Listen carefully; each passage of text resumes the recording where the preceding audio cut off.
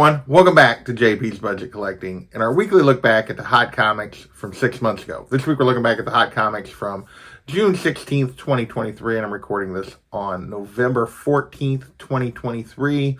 As always, I give you that information so you know when this information is actually relevant to the market, because the market is always moving and changing, as you'll see by the price differences in just 6 months on these books. As always, also, we're looking back at the CBSI Hot Top 10 and the Comic Tom Key Collector Hottest Trending Comics of the Week. Those are the two lists I've been doing for just shy of 5 years, looking back at, how they perform in the market after they're hot. And so we use 6 months as kind of a breaking point, because it's not really that long, and yet we see some big differences.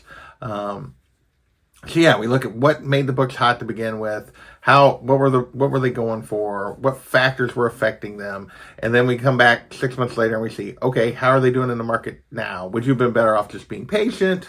Should you have bought in? As you know, the majority of the time, definitely patience pays off. Occasionally, books stay steady, or maybe you would have been better off going after it. But let's see what we can learn this week.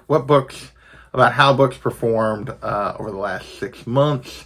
First up, we have Coyotes #1 from 2017, and this hit the list because it was basically Jordan Peele and Selena Gomez were producing this for an Amazon show. So that's what got this book kind of going. It was a $10 to $20 book. 9.8s were going for $90 back then. It's still a $5 to $20 book, with most of the sales still in the $10 to $20 range. You can definitely find some bargains here for less than it was before, but for the most part, it's in that exact same range. So we're going to call this one steady. I'll be back. You can find some deals, but yeah, if you got in on it, then maybe you could have done a little better, but not a lot. So next, we got our first cover of the week. We have Groot #1, the second print Peach Momoko 1 in 25 Virgin cover. Back then, this 1 in 25 was going for $60 to $140, which is a huge number for a 1 in 25. Even what's usually a little rare, a 1 in 25 on a second print. I would say this is one of her covers I actually enjoy more than most. But yeah, $60 to $140 back then, which is also a big range, but some big numbers on this book. Now it's a $60. The only two recent raw sales, I should say, both went for $60. So on the very bottom end of that previous range, 9.8, $95, which is on the bottom half of that range for raw copies back then. So overall, we're going to call this a down, and then I'll be back. A book that you would have been just as well off. You'd been much better off being patient on. You could definitely find some deals now compared to what it was back then. Next, we have Edge of the Spider-Verse #1 from 2023. This is the second print. Another second print. We got a couple of those here. Ken Lashley, 1 in 25. Now, this is going for a more typical 1 in 25 price of $40 to $50. But $40 to $50 on 125 usually means a trap, because it usually ends up being down around ratio. That's really what we're seeing here. This book has no sales. So this is the Virgin version also. Sorry, I should have said that for the Peach Momoko as well. No recent sales, but listings start at $30. So yeah, this is definitely a trap. You're going to have to go back basically to ratio to get this sold, and maybe even under. So it might even be a dumpster fire, because it might even be less than that. But yeah, this is a book that's not going for a whole lot. And then our last of the second print 1 in 25 Virgin variants is Star Wars #34, this time by Phil Noto. And basically this one was also going for $40 to $50 back then, and now it's a $15 to $25 book. So ratio or below, that's a dumpster fire. Talking about a $45 book now going for $20 on average. Yeah, that's not good. That's not good. So yeah, you would have definitely been better off being patient on this one. All right. With that, we're going to move. We got a couple of cover/comic buzz books. So yeah, the cover was put on here, but there was also some buzz about the series going on back then as well. First up, we have The Sickness #1. This Sam Wolf Conley 1 in 10 variant. We talked about the A cover last week on The Sickness, and it actually was up, and it was doing even better than it had back then. So how does this variant doing? Well, it was a $50 to $60 book back then, which is a huge number for 1 in 10. Now it's a $5 to $25 book. It's actually doing less than the A cover. 9.8, $60 to $100, which is okay for, $15, $20 book. Yeah, but this is overall definitely a dumpster fire. Taking a $50 to $60 book and paying under 20 for it, yeah, definitely not a good investment. Interesting that the A cover is actually performing better than this 1 in 10 now. Next, we have Battle Chasers, number 10, the Ariel Diaz variant, limited to 500. So this is the one that technically has the trade dress. There's a couple other versions of this cover if you start looking for it on eBay and stuff, but this is the one with the trade dress stuff, which was limited to 500. The others are more limited, but this was the one hitting the list back then. $45, $50 for this one, and now it's a $40 to $65 book. So this one's actually you could argue, over the full same range. Only one 9.8 sale, which is only $80, which you can kind of look at what the raw sales are going for and say, only $80 for 9.8, that's a steal. But I'm very surprised this one has held as well as it has, but it has. I know there's love for the cover that it homages, the homage that it's doing for the original cover, which I don't think is that great a cover. But anyway, this one's definitely, we're going to quit the Steady, I'll Be Back. You could argue maybe Steady worth it here, but more of the sales are on the lower end. There's only a couple sales that are like showing it be higher. So either way, this has definitely been a very steady book for sure. All right, next we have G.I. Joe and Transformers number 1, the first crossover of these two universes that are now part of the same universe in the comics, the Energon universe. So this is right when Void Rivals started coming out. $10 to $20 back then for a raw copy. 9.8, $250 to $400, which was just a huge number. I didn't think there was any way this book would sustain this. I thought these are crazy high for this. And it, for the most part, has. It's a $5 to $25 book now raw, with most of the sales in that $10 and $20 range. 9.8, $3 to $550. They've actually moved up slightly. The low end's moved up, the high end's moved up. So overall, we're going to call this steady and worth it for this particular book. People are still digging this universe. We're just now starting to get the Joe books. We've been getting the Transformers book now for a little while. So yeah, people are into this, and they're still chasing these. And speaking of which, the last kind of buzz/cover book here we have is Void Rivals, number 1, the Daniel Warren Johnson 1 in 100. Back then it was going for $150 to $200, which is pretty good for a 1 in 100. Rules are a little different once you get up to that ratio. And now it's still a $150 to $200 book raw. 9.8, $250 to $350. This has been super steady, absolutely worth it. People are still, like I said, digging this universe, and this was the spoiler variant at the time, but yeah, everybody knows the spoiler now. But yeah, this one is still going strong, right in the exact same range it was back then. All right, next we're going to have a few books related to the Across the Spider-Verse movie that came out back in the spring. First up, we have Spider-Punk number 1, the Takashi Okazaki 1 in 50. So I guess you could also call this a buzz/cover book.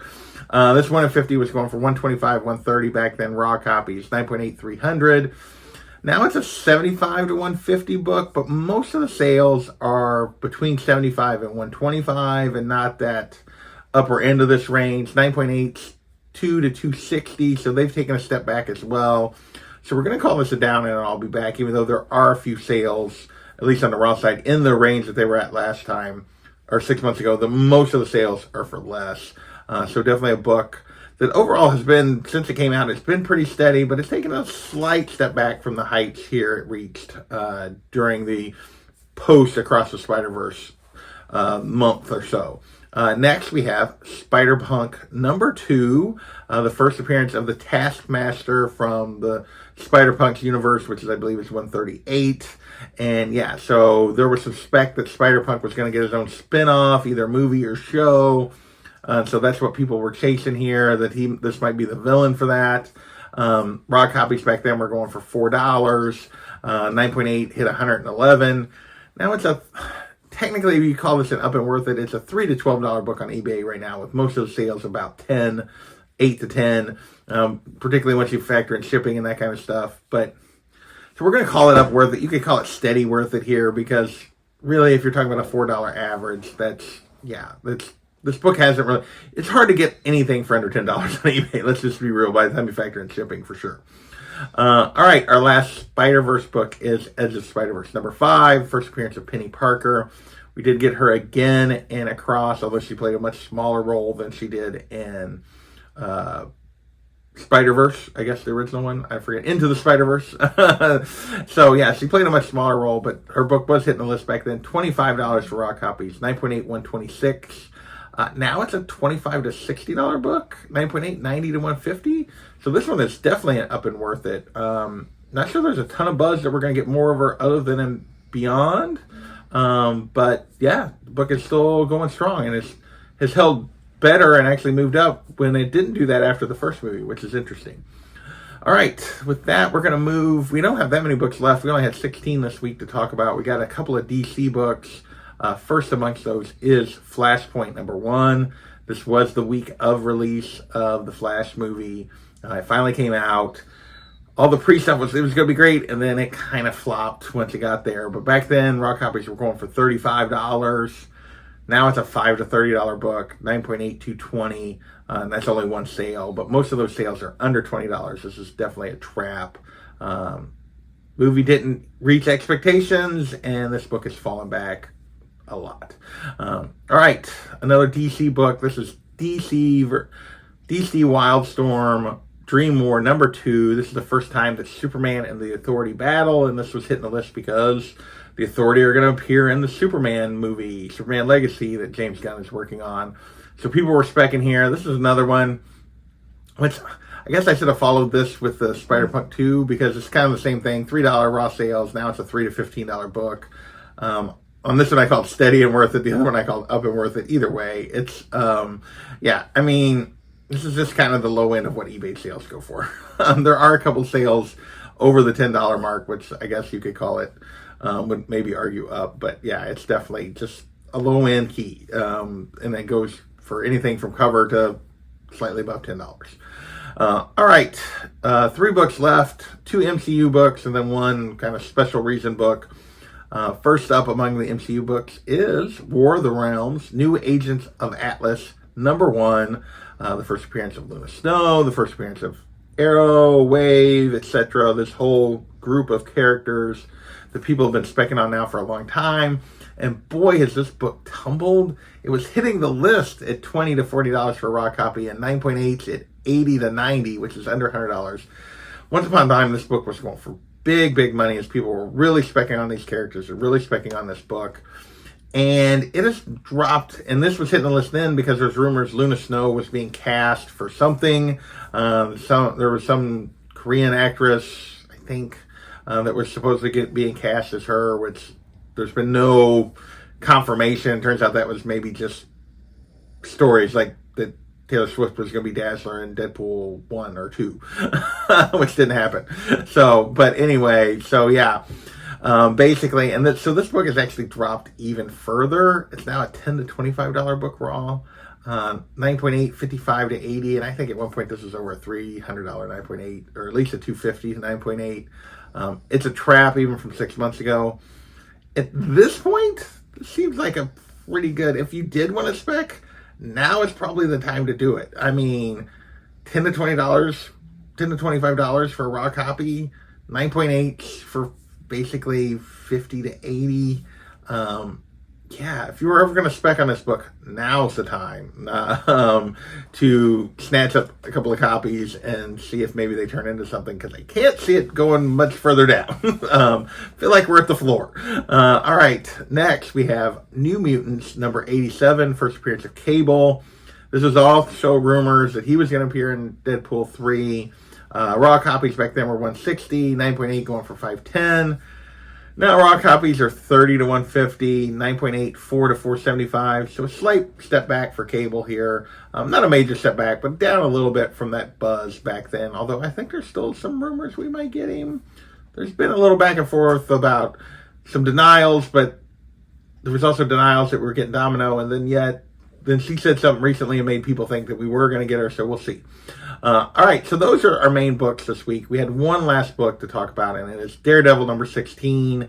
And this hit the list simply because this is the first time John Romita Sr. drew Spider-Man, and he had passed this week. So there was the whole, if you've been in the collecting market now for a while, whenever one of these legendary artists passes away, there's a bunch of people go out and chase their books. There's a jump in prices, and they usually take a step back. Tom and this was a week, if you've noticed, if you've been through here, some of these didn't have predictions. This was a week Tom and them were really late with their video. It didn't come out till like Tuesday morning. So I didn't include it in the cash or trash back then. And they didn't give prices for like what this book was going for. They really just talked about him and how important he was and how like people were chasing this book because they loved him as an artist. Daredevil and Spider-Man were two of the main characters he was kind of associated with, at least in the 60s, although he had been around for a long time. And so yeah, they didn't give prices. I didn't look up prices. This is a straight cash book, obviously. Long term, in the short term, it's probably been an I'll be back because yeah, there's been less buzz around it, and any of those were meetup covers once we moved away from his passing. But yeah, great artist, and one of his great covers and the start of a pretty decent run on Spider-Man. So with that, we're going to end the list right here. So these 16 books talked about. I want to thank you guys for watching, and we will catch you next time.